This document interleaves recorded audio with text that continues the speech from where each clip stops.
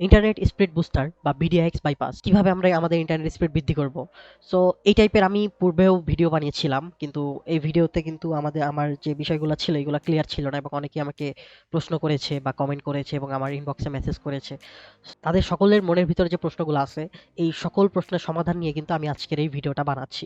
এই ভিডিওতে BDX bypass বা ইন্টারনেট স্পিড বুস্টার এই জিনিসটা কিভাবে কাজ করে, এটা কাদের জন্য, এটা কার কার নিতে হবে বা কারা কারা নিতে পারবেন, এবং এটা আপনার জন্য কাজ করবে কিনা, বা এটা কোথা থেকে কিনবেন, বা এটা কিভাবে সেট করবেন, এই সম্পূর্ণ বিষয়টা এই ভিডিওতে আমি এক্সপ্লেন করব। তো ভিডিওটা সম্পূর্ণ দেখবেন, আশা করি এই ভিডিওটা দেখার পরে আপনাদের এই টাইপের কোনো কোশ্চেন থাকবে না বিডিএক্স বাইপাস বা ইন্টারনেট স্পিড বাইপাস নিয়ে। আমি এর আগে যে ভিডিওগুলো বানিয়েছিলাম এইগুলা আপনারা যদি না দেখে থাকেন অবশ্যই আমার চ্যানেলে গিয়ে আপনারা দেখতে পারেন।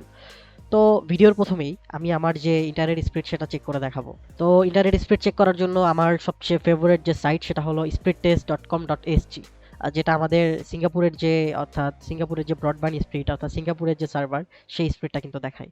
তো আমরা গোতে যদি চলে যাই, আমার ইন্টারনেট স্পিড হলো 10 এমবিপিএস। সো দেখুন আমি কিন্তু আমার যে স্পিড সেটা কিন্তু 10 এমবিপিএস এর মতোই পাচ্ছি। অ্যান্ড আমার যে ইন্টারনেট স্পিড এটা কিন্তু অ্যাকুরেট, অ্যান্ড এই যে দেখুন এখানে কিন্তু আপনাদের নেটের যে স্টেবিলিটি সেটা কিন্তু দেখতে পারবেন। তো আমাদের ডাউনলোড স্পিড দেখাচ্ছে 9.7, অ্যান্ড আমরা আপলোড স্পিডটাও দেখি, আমাদের আপলোড স্পিডটা হলো 9.78 যা দেখাচ্ছে আমার, মানে অনেক সুন্দর একটা স্পিড আর কি। অ্যান্ড আমার আইএসপির ইন্টারনেট স্পিড অনেক স্টেবল আর কি, মানে আমার এলাকাতে যে লাইনটা দেওয়া হয়।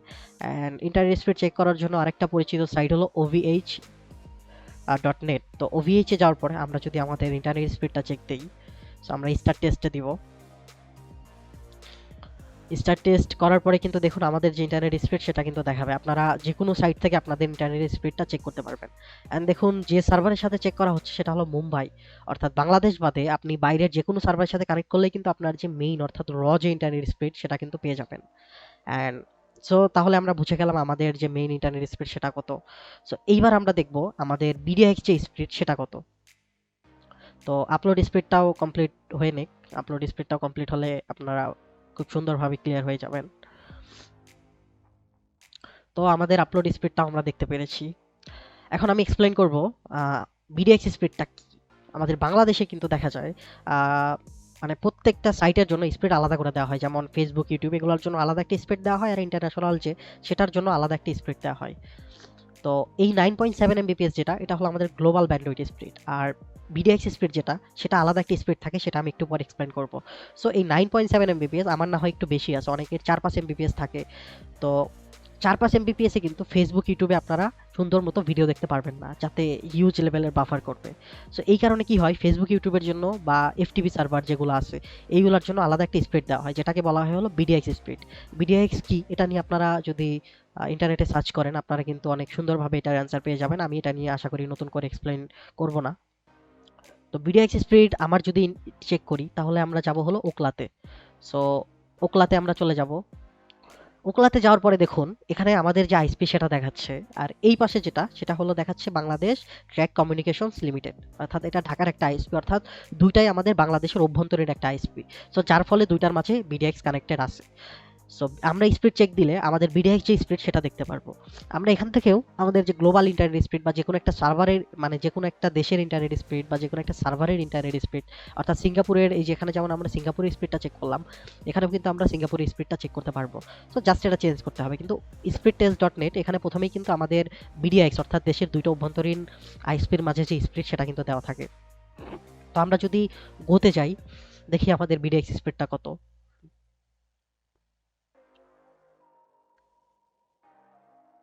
তো আমাদের বিডিএক্স স্পিড হলো 50 থেকে 60 এমবিপিএস। আমি নরমালি 50ই মনে করি। 50 এমবিপিএস হলো আমার বিডিএক্স স্পিড। দেখুন আমি কিন্তু একদম 50ই পাচ্ছি। সো এর থেকে আমি বলতে পারি আমার আইএসপি কতটা স্টেবল। আপনাদের অনেকেরই উম হয়তোবা আইএসপিতে ইন্টারনেট স্পিড ঠিক নাই, সেটা যদি আপনারা চেক করতে চান এই যে আমার এই ভিডিওটা দেখে আসতে পারেন যে how to check your actual internet speed. So আমাদের অনেক আইএসপি কিন্তু আমাদেরকে ঠকাচ্ছে, অর্থাৎ আপনি যে পরিমাণ স্পিড তার থেকে নিচ্ছেন সেই স্পিডটা কিন্তু তারা দিচ্ছে না। সো যার ফলে কিন্তু আমরা আমাদের কাঙ্ক্ষিত যে ইন্টারনেট স্পিড সেটা কিন্তু পাচ্ছি না। তো বেশিরভাগ আইএসপি যেগুলো শেয়ার্ড আর কি, যেগুলো প্রপারলি ইন্টারনেট স্পিড দেয় না, তাদের দেখা যায় নর্মালি ইন্টারনেট স্পিড 1-2 এমবিপিএস বা তারও কম থাকে অনেকের। আমি অনেকেই আমাকে স্ক্রিনশট পাঠায়, তাদের ইন্টারনেট স্পিড দেখি মাত্র 0.5, 0.7 এরকম দেখা যায়। কিন্তু তাদের বিডিএক্স যে স্পিড সেটা কিন্তু আনলিমিটেড দেওয়া থাকে, অর্থাৎ খুলে দেওয়া থাকে। সো তাদের ইন্টারনেট স্পিড 1 এমবিপিএস হলেও তাদের বিডিএক্স স্পিড দেখা যায় 70, 80, 100 এমবিপিএস। তো এইটা হওয়ার কারণ হলো, যখন ইউজার বেশি থাকে তখন আমাদের স্পিড অর্থাৎ শেয়ার যে আইএসপি লাইনগুলো আছে সেগুলোতে স্পিডটা কমে যায়। আর বিডিএক্স স্পিড তেমন একটা ইউজ না হওয়ার কারণে বিডিএক্স স্পিডটা যেহেতু আনলিমিটেড দেওয়া থাকে, সো আনলিমিটেড দেওয়ার ফলে আপনি 100 এমবিপিএস যদি আপনার আইএসপি আপনাকে দিয়ে থাকে, আপনি 30-40 অন্তত পাবেনই। তো আমরা যে জিনিসটা করব, আমরা আমাদের যে বিডিএক্স স্পিডটা আছে, এই বিডিএক্স স্পিডটাকেই আমরা স্পিডে কনভার্ট করব। সো আপনাদের কত আছে বিডিএক্স স্পিড আপনারা চেক করে আমাকে অবশ্যই জানাবেন। আমার বিডিএক্স স্পিড ধরুন 50 এমবিপিএস। সো আমি এই স্পিডটাকে নিয়েই কিন্তু এখন এই ভিডিওটা বানাচ্ছি এবং আমি উদাহরণটা দিব আর কি, আমার যে ইন্টারনেট স্পিড এটা নিয়ে। তো দেখুন, আমার ইন্টারনেট স্পিড ছিল 10 এমবিপিএস এবং আমার বিডিএক্স হলো 50 এমবিপিএস। তো আমরা আমাদের এই বিডিএক্স যে স্পিডটা আছে সেটাকে আমরা স্পিডে কনভার্ট করে দেখাবো। সো আমি কিছু ডাউনলোড দিয়ে দেখাই। তো এই সাইট থেকে আমরা 100 এমবির একটা ফাইল ডাউনলোড দিব। দেখি আমাদের ডাউনলোড স্পিড কত আসে। দেখুন, আমার ডাউনলোড স্পিড 1.2 এমবিপিএস আসতেছে, যেটা আমাদের 10 এমবিপিএস স্পিডে এটাই আসার কথা, 1.2 এমবিপিএস আর কি। তো আমরা আমাদের ডাউনলোড স্পিডও চেক করেছি, আমি যে কোনো গ্লোবাল সাইট থেকে ডাউনলোড দিলে আমার এই স্পিডটাই আসবে। এখন আমরা আমাদের বিডিএক্স যে স্পিডটা আছে সেই স্পিডটাকে আমাদের স্পিডে কনভার্ট করব। সো স্পিডে কনভার্ট করার জন্য আমি প্রথমেই আমার যে প্রক্সিফায়ার বা আমরা যেটার মাধ্যমে কনভার্ট করবো, আমি এটাকে রান দিয়ে দেখাই। দেখুন, আমি রান অ্যাজ অ্যাডমিনিস্ট্রেটর দিয়েছি। সো রান অ্যাজ অ্যাডমিনিস্ট্রেটর দেওয়ার পরে আমি আমার এই 9.7 এমবিপিএস এটাকে যখন আবার রিফ্রেশ করবো, আমার ইন্টারনেট স্পিডটা কিন্তু বেড়ে যাবে। তো দেখুন, আমি রিফ্রেশ দিয়েছি এবং আমাদের প্রক্সিফায়ার যেটা সেটা কিন্তু ব্যাকগ্রাউন্ডে চলতেছে। তো আমাদের ইন্টারনেট স্পিডটাকে আমরা রিফ্রেশ করি, দেখি আমাদের ইন্টারনেট স্পিড কত আসে। দেখুন, আমি এবার গোতে যাব। দেখুন, আমাদের আইএসপি কিন্তু চেঞ্জ হয়ে গিয়েছে এবং আমরা এই আইএসপির যে এফটিপি সাইটগুলো আছে আমরা সেইগুলো কিন্তু এর মাধ্যমে অ্যাক্সেস করতে পারবো। দেখুন, আমার ডাউনলোড স্পিড যেটা বা আমার ইন্টারনেট স্পিড যেটা সেটা কিন্তু আমার বিডিএক্স স্পিড যেটা সেটাই কনভার্ট হয়ে গিয়েছে। দেখুন, আমার প্রথমে 10 এমবিপিএস ছিল এবং আমার বিডিএক্স ছিল 50 এমবিপিএস। আমি কিন্তু আমার স্পিডে কনভার্ট করে ফেলেছি। আমি আপলোড স্পিডটাও দেখাই। দেখুন, আমার সব স্পিডই কিন্তু বেড়ে গিয়েছে। তো এটা কমপ্লিট হওয়ার পরে আমি আপনাদের 100 এমবির একটা ফাইল ডাউনলোড দিয়ে দেখাবো যে আমার ডাউনলোড স্পিডটা কিরকম আসে। নর্মালি 50 এমবিপিএস এ 4 থেকে 5 বা 6 এমবিপিএস অবধি কিন্তু ডাউনলোড স্পিড পাওয়া সম্ভব, আমরা যদি ক্যালকুলেটর অন করি। সো ক্যালকুলেটর অন করলে 50 ডিভাইড 8, সো আমরা কিন্তু 6 এমবিপিএস অবধি স্পিড পাওয়া সম্ভব এই 50 এমবিপিএস এর যে লাইন আছে। তো আমরা 100 এমবিপিএস এর একটা ফাইল ডাউনলোড দিব।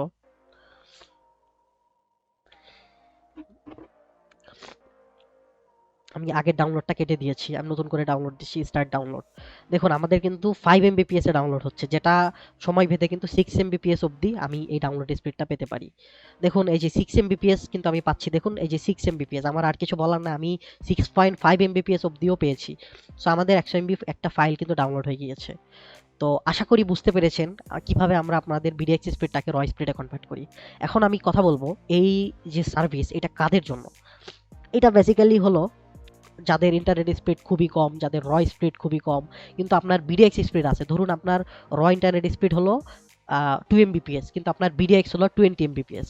তো সেক্ষেত্রে আপনারা আমাদের এই সার্ভিসের মাধ্যমে আপনার যে 2 এমবিপিএস যেটা স্পিড ছিল সেটাকে আপনারা 20 এমবিপিএস অর্থাৎ বিডিএক্স স্পিডে কনভার্ট করে ফেলতে পারবেন।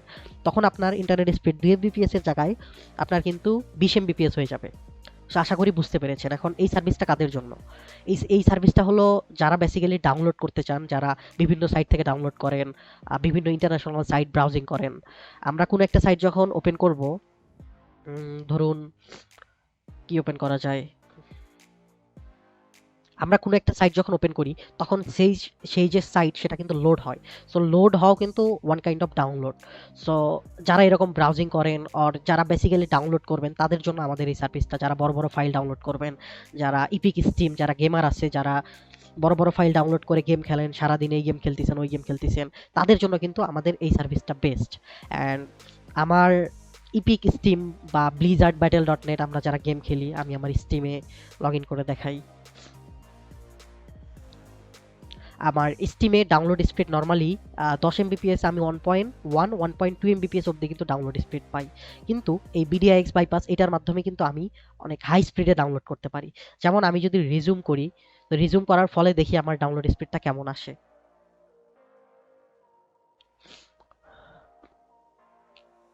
আমার ডিস্কে নাকি স্পেস নাই দেখাচ্ছে। তো আমি এটা চেঞ্জ করে ছোট্ট একটা গেম ডাউনলোড দিব। তো আমি ছোট্ট একটা গেম ডাউনলোড দিব যেটার সাইজ 500 MB-র নিচে। তো ইনস্টল দিয়ে দেখি আমাদের কেমন স্পিডে ডাউনলোড হয়। তো আমাদের ডাউনলোড কিন্তু শুরু হয়ে গিয়েছে, আমরা দেখি আমাদের ডাউনলোড স্পিড কেমন আসে। তো দেখুন আমাদের যে স্পিড সেটা কিন্তু আস্তে আস্তে বেড়েই চলেছে। সো বেড়ে চলতে চলতে আমরা কিন্তু 6 Mbps অবধি ডাউনলোড স্পিড পাবো। দেখুন অলরেডি 4 Mbps অবধি ডাউনলোড স্পিড চলে আসছে এবং আস্তে আস্তে এটা কিন্তু বাড়তেই থাকবে এবং আস্তে আস্তে বাড়তে বাড়তে আমার যে BDX স্পিড সেই অবধি কিন্তু চলে যাবে। দেখুন 5 Mbps অবধি চলে গিয়েছে।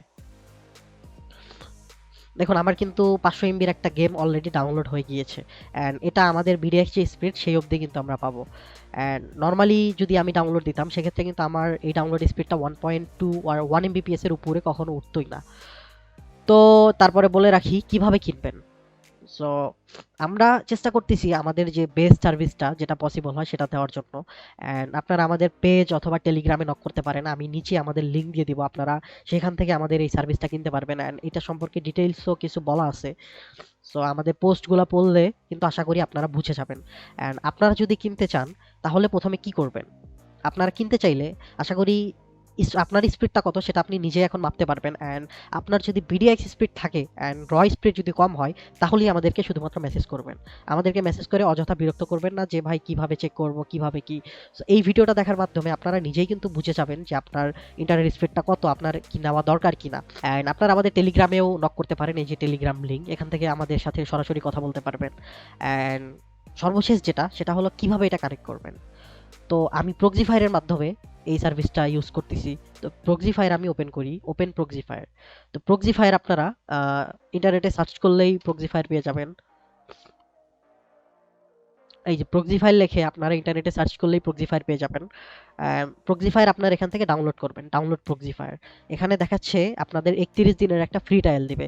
তো আমাদেরকে মেসেজ করলে কিন্তু আমরা ফ্রিতে প্রক্সিফায়ার প্রিমিয়াম যেটা সেটার যে কি সেটা কিন্তু আমরা ফ্রিতে আপনাকে প্রোভাইড করে দেবো। সো প্রক্সিফায়ার ডাউনলোড করে ইনস্টল করবেন, ইনস্টল করার পরে প্রক্সিফায়ার ওপেন করবেন। অ্যান্ড ওপেন করার পরে এখানে প্রক্সি সার্ভারসে যেতে হবে। প্রক্সি সার্ভারসে যাওয়ার পরে দেখুন আমার এখানে আমি 3টা প্রক্সি সার্ভার কানেক্ট করে রেখেছি। সো আপনারা এখান থেকে প্রক্সি সার্ভারে যাওয়ার পরে অ্যাডে ক্লিক করবেন।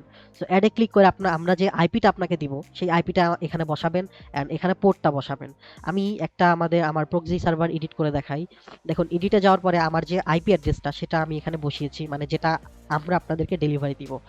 তো আমাদের আইপি অ্যাড্রেসটা আমরা এখানে বসাবো অ্যান্ড তারপরে যে পোর্ট আছে আমরা কিন্তু পোর্টটা এখানে বসাবো।